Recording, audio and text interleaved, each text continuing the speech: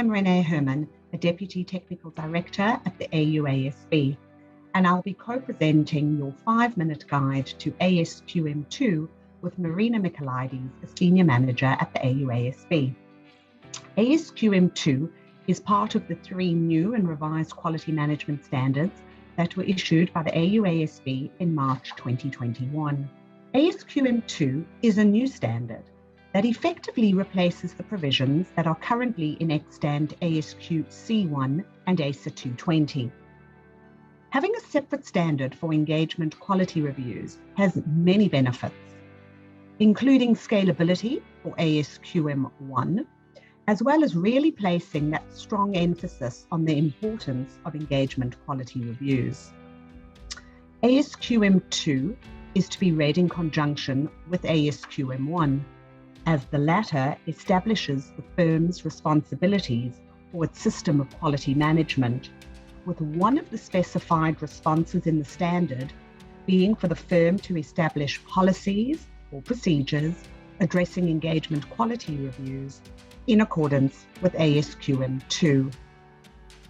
So let's look at which engagements require an engagement quality review. ASQM1 extends the scope of engagements requiring an engagement quality review to not only audits of listed entities, but also to those required by law or regulation, as well as engagements that the firm determines an engagement quality review is an appropriate response to address quality risks. Now we know which engagements need an engagement quality review. ASQM2 sets out who is eligible to undertake these. In simple terms, ASQM2 includes a new requirement for firms to establish policies and procedures that require the assignment of responsibility for the appointment of an EQR to an individual with competence, capabilities, and appropriate authority within the firm to fulfil the responsibility. An important new requirement is for the firm's policies or procedures to specify a cooling off period of 2 years or a longer period if required by relevant ethical requirements before the engagement partner can assume the role of EQR. Let's think about scalability here, as this may be problematic for a smaller firm with fewer partners and staff. Remember that an engagement quality review is not required for all engagements. Where it is necessary, a smaller firm may need to consider hiring an external EQR.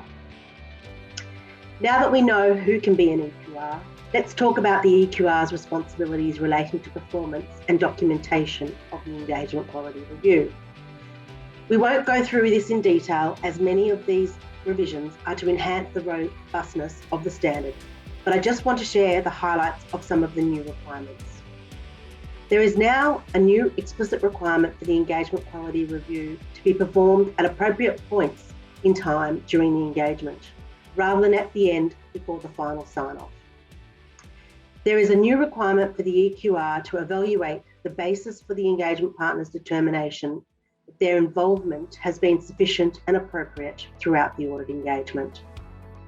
There's a new stand-back requirement for the EQR to determine whether the requirements in ASQM2 have been fulfilled and whether the engagement quality review is complete. There's a new specific requirement for the EQR to take responsibility for the documentation of the engagement quality review.